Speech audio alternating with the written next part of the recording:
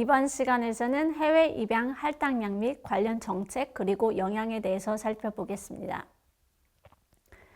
해외 입양의 수를 제한하기 위해서 대한민국 정부는 1987년에 해외 입양을 위한 할당량 제도를 도입했습니다. 이러한 제도에 따라서 해외 입양을 허용하는 아이들의 수를 매년 3에서 5% 정도 감소시켜 왔습니다. 예를 들어 1987년에는 약 8,000명에서 시작하여 1997년에는 해외로 입양되는 아이의 숫자가 2,057명으로 줄었습니다. 그러나 이 계획의 목표는 2015년까지 해외 입양을 완전히 없애는 것이었습니다. 1998년에는 정부가 경제적 어려움으로 인해 유기 아동의 수가 급격히 증가한 후에 일시적으로 이러한 제도의 제한을 해제했습니다.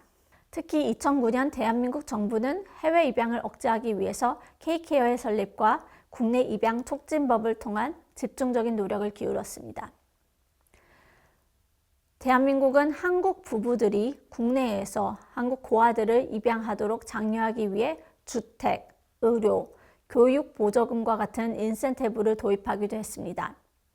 그러나 입양한 한국 부부들 가운데는 많은 사람들이 이러한 보조금을 사용하지는 않는다고 합니다.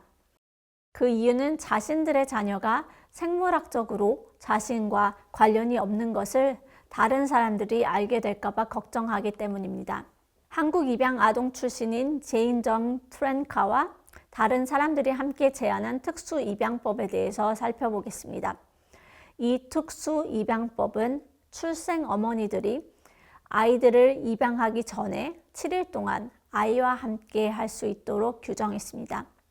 또한 아이를 낳은 어머니가 어머니의 동의를 확인하고 아이의 출생 등록을 요구했습니다.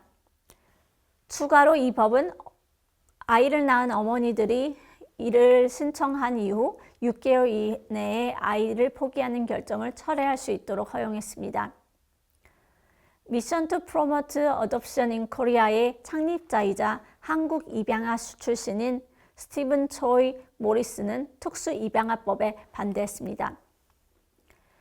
모리스는 한국 문화에서 체면을 지키는 것이 중요하다고 생각하여 한국 출생 어머니들이 자녀들의 출생 기록이 알려지는 것을 두려워하고 이로 인해서 그들이 결혼 기회가 줄어들 수 있다는 우려를 표명했습니다. 또는 이러한 어머니들이 출생 기록을 등록해야 하는 요건이 아동 유기 사례의 증가로 이어질 수 있다고도 예측했습니다. 2012년 한국에서 시행되고 개정된 특수 입양법은 대한민국 내 국내 입양을 한 한국 입양 부모들의 생물학적 자녀로서 그 아이들을 등록 가능하게 했다는 것입니다. 이 개정된 특수 입양법은 한국 아동을 입양하는 것이 국내 입양이라 하더라도 한국인들에게는 혈연 관계를 추가하는 것과 동일하게 여겨지지 않는다고 하기도 했습니다. 이는 법적인 목적상 국내 입양이 어떻게 고려되든지 간에 마음속에는 혈연 관계와 똑같이 여겨지지는 않는다는 것을 의미하기도 합니다. 다음으로는 미국 입양인 부모 조건에 대해서 알아보겠습니다. 미국 부부가 한국 아동을 입양하려고 하면 일정한 요건을 갖춰야 합니다. 입양을 원하는 부부는 25세에서 44세 사이여야 합니다. 또한 배우자 사이의 연령차는 15세를 초과해서는 안 되었습니다. 부부는 3년 이상 결혼해야 했고 미국의 평균 이상의 소득을 가져야 했으며 이미 5명 이상의 자녀를 둔 경우에는 입양이 불가능했습니다. 또한 미국 부부는 한국 아동을 입양하기 위해서 9,500달러에서 10,000달러 사이의 수수료를 지불해야 했으며 입양 신청 후 한국 아동이 미국에 도착하는 데까지는 약 1년에서 심지어 4년까지도 걸렸습니다. 홈페이지에 따르면 한국 아동 입양을 희망하는 미국 부부의 대기 시간은 건강한 한국 아동의 경우에는 약 3년이었고 특수 요구를 가진 다소 몸이 불편한 한국 아동의 경우에는 1년 정도였습니다. 당시 1988년의 기사에 따르면 미국에서는 입양을 희망하는 200만 쌍의 부부가 있었지만 국내 입양을 위해 사용 가능한 건강한 한국 아동은 2만 명에 불과했다고 합니다. 이 기사는 미국 국내 입양을 위한 아동 부족으로 인해 미국 부부들이 다른 나라의 아동을 입양하는 것을 고려했다고 합니다. 이때 미국 부부가 다른 나라의 입양을 고려하는 가운데 한국 아동은 1순위 중에 하나였습니다. 한국 입양 아동은 한국계 미국인 인구의 약 10%를 차지한다고 추정되었습니다. 미국에서 한국인 입양자의 대다수가 입양 기관과 비교적 가까운 곳에서 입양되었습니다. 주로 미네소타, 위스콘신, 아이오와, 네브라스카, 미시건, 몬타나, 사우스다코타, 오레건, 워싱턴, 뉴욕, 뉴저지, 매사추세츠, 버먼트, 유타 혹은 아이다호주에 입양되었다고 언급하고 있습니다. 2016년 한국계 미국인 국제 입양자 16명을 대상으로 한 하나의 연구에 따르면 일부 한국계 입양자는 입양 부모를 자신의 진짜 부모로 여기는 반면 일부는 생물학적 부모를 자신의 진짜 부모로 여기는 경향이 있었다고 합니다.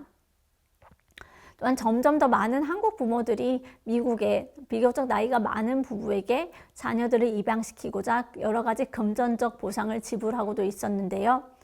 이는 자녀가 미국 교육과 미국 시민권을 받을 수 있게 함으로써 이루어지는 조건이었습니다. 로스앤젤레스의 한인가정센터를 이끄는 피터 창에 따르면 미국 교육과 미국 시민권을 받기 위해 입양을 한 한국 아동들의 경우는 자신의 생물학적 부모에게 배신감을 느끼는 경우가 많았다고 합니다. 이 기사는 이러한 방법으로 미국 시민권을 얻기 위해서는 입양된 아동이 16세 생일이 되기 전까지 입양되어야 하며 적어도 2년간 입양 가정에서 지내야 한다고 언급하고 있습니다. 1999년 이반 도널슨 입양연구소에서 실시한 167명의 성인 한국계 입양자 대상 연구에 따르면 대부분의 성인 한국계 입양자들은 자신의 생모가 왜 입양을 선택했는지에 대해서 고민하고 이를 받아들이기 힘들어했습니다. 평균 연령이 17.8세인 한국계 입양자의 백인 부모들은 입양한 한국계 자녀를 한국 문화에 적응시키기 위해 여러 가지 행동을 취했다고는 합니다. 예를 들어 한국 식당에 가거나 한국 문화 캠프에 참여하도록 했다는 것을 말합니다. 그러나 이 연구는 한국계 입양자와 이주민들이 한국의 민족적 정체성이나 미국에서의 인종적 소수자 마이너리티 위치에서 지위에서 대화를 나누는 것보다는 이러한 직접적인 행동을 통해서 한국 문화에 적응시키고 더 많은 가정에게 더 편리하고 편안하게 접근할 수 있는 방법이라고 밝혔습니다. 또한 2005년 발행된 기사에서는 미국에서 입양된 38세의 한국계 입양자가 자신의 입양 가정에서 사회복지사들로부터 한국과의 연결을 끊지 말 것을 권유받지는 않았다고 전했습니다. 그러나 사회복지사들은 그렇게 하는 것이 그들에게 혼란스러울 수 있다고 덧붙였습니다. 이 기사에 따르면 2005년을 기점으로 볼 때 입양 가정들은 입양한 자녀의 출생국가, 출생 문화와의 연결을 끊으려 하지 않고 그 대신 출생국가의 문화를 소개하려고 노력하기 시작했다고 합니다. 이는 과거와는 다소 다른 방식입니다. 2005년 당시에는 입양 가정들이 입양한 자녀에게 출생국가의 전통과 음식을 체험시키는 인기 있는 방법 중에 하나가 문화 캠프에 참여하는 것이었습니다. 이 캠프는 대개 하루 정도 진행되기도 했습니다.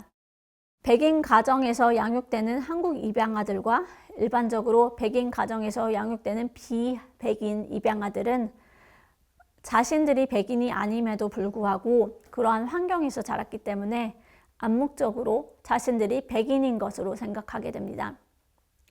그러나 실제로는 백인이 아니기 때문에 가정에서 받는 사회화와 사회의 나머지 부분에서 그들을 인식하는 방식 사이에 연결이 끊어지게 됩니다. 비백인 입양아들을 입양한 대부분의 백인 가정이 미국에서 인종적 소수자가 직면하는 문제에 대해 입양된 자녀와 이야기를 하는 것을 편안하게 여기지는 않습니다. 아시아 문화를 소개하고 인종은 중요하지 않다고 말하거나 사회에서 모든 사람들이 평등한 대우를 받아야 한다고 말하는 것만으로는 부족하다고 말했습니다. 앞서 언급했듯이 한국의 많은 아동들이 국제 입양을 통해 미국의 백인 중산층이나 상류층 가정에 입양되고 거기서 자랐습니다. 초기에 입양 가정은 대개 기관과 사회복지사로부터 자녀를 동화시키고 새로운 문화의 일부로, 즉 미국 문화의 일부로 최대한 편입시키라고 권유받기도 했는데, 이는 이 아이들의 종족성 정체성과 이 아이들의 기원에 대한 우려를 해소할 수 있다고 생각되었기 때문입니다. 많은 한국 입양아들은 자신과 비슷한 다른 아이들에 대해서는 알지 못한 채로 자랐습니다.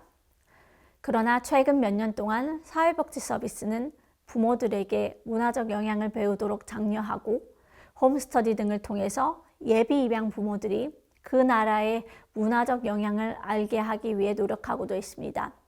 또한 비욘드 컬처 캠프와 같은 곳은 문화교육을 장려하며 여러 가지 큰 변화를 가져왔습니다.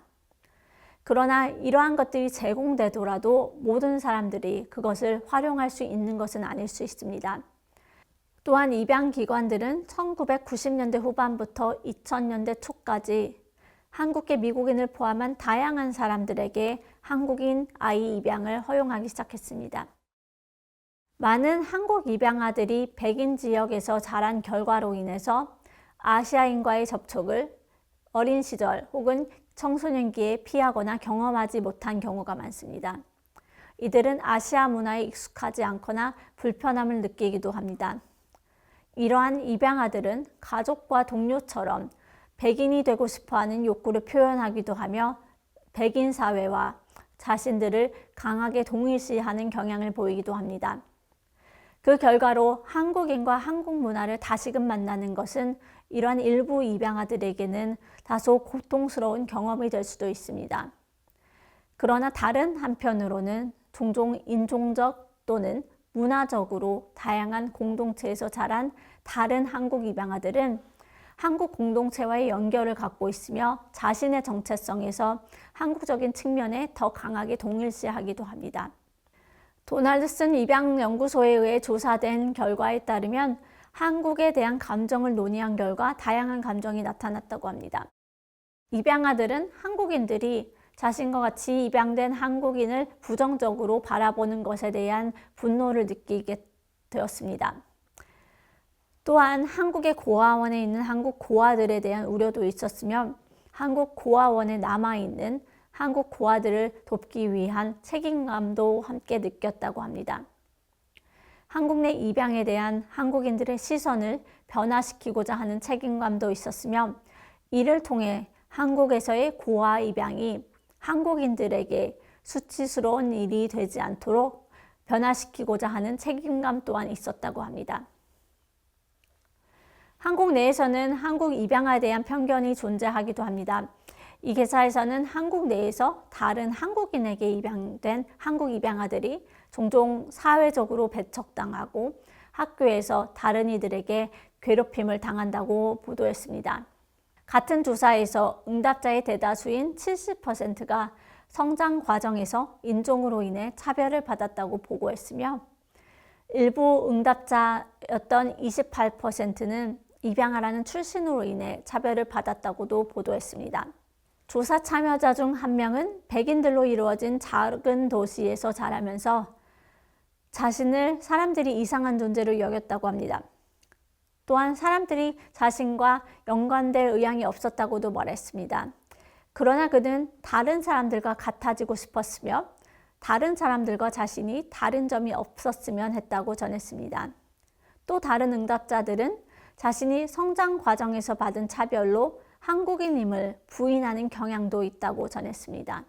앞서 잠시 살펴본 킴 라스무슨의 2010년 책에서는 미국에서 온 한 명의 한국 입양아가 한국으로 돌아와서 영어 교사로 일자리에 지원을 했으나 인종, 즉 한국인이라는 특성 때문에 거절당했다는 사례를 소개했습니다. 이 한국 입양아는 학생들의 어머니들께서 자녀들이 영어를 백인으로부터 배우길 원했기 때문에 그 일자리가 거부되었다고 했습니다. 많은 입양자들의 인터뷰에서는 아무리 자신들의 현실에 만족하며 행복하게 살고 있어도 자신의 출생과 관련된 인생의 퍼즐 조각 하나를 잃어버린 느낌을 떨칠 수 없었다고 합니다. 이는 한국계 해외 입양아뿐만 아니라 전 세계의 입양아들이 일반적으로 겪는 문제이기도 합니다. 그 대표적인 예로 미국에서 20여 년간 인기리에 방영된 프로그램인 Unsolved Mysteries에 소개된 상당수의 에피소드가 해외가 아닌 미국 내 입양아들이 자신의 친부모나 친가족을 찾는 내용이었기도 합니다. 하지만 이는 입양아 전체로 볼 때 오히려 소수 의견에 가깝습니다. 외국으로 입양되어 한국에 대해 별 관심 없이 해당 국가의 한 사람으로서 지내는 사람들보다 한국 입장에서는 이미 생물학적 부모를 찾으러 한국을 찾은 해외 입양아들을 접하기 더 쉽다 보니 그들의 생각이 과대포장되어 편향된 이야기라고 볼 수도 있습니다. 실제로 입양아들은 생물학적 부모를 찾고 싶어하는 사람도 있지만 자신을 버렸다는 강한 원망을 갖기도 하고 그다지 다른 생각을 별 생각을 갖고 있지 않는 사람도 있는 등 다양한 스펙트럼 사이에 존재합니다. 오히려 자신의 뿌리를 적극적으로 찾고 싶어하는 것은 스펙트럼의 한쪽 끝에 속하는 소수의 입장에 불과하고 대다수의 입양아들은 생물학적인 부모 혹은 생물학적인 조국과 관련하여 크다란 의미를 부여하지는 않는다고 합니다. 그래서 모든 입양아들이 자신의 생부모와 뿌리를 찾아 헤맨다는 혹은 자신의 생부모와 뿌리를 찾아 헤매야 한다는 낭만적인 편견은 오산일 수도 있습니다. 게다가 무작정 자신의 생부모를 찾겠다고 나서는 것은 버려진 자신을 거두어 두고 키워준 양부모님에게는 극도로 민감한 부분이기 때문입니다. 또한 이는 실제로 입양인과 입양인 부모의 입장에 처하지 않는 사람들이 볼 때는 잘 모르는 지점이기도 합니다. 그러나 건강관리 측면에서는 취약한 점도 있습니다. 입양인은 친생가족과 어떠한 경우로 혹은 어쩌다가 다시 만나는 기회가 없는 이상 자신의 가족력, 특히 건강력을 알 수 없기 때문입니다. 이번 자치에서는 해외 입양 할당량과 관련 정책, 입양인들이 겪는 차별, 어려움, 그리고 그들의 생각 등에 대해서 살펴보았습니다.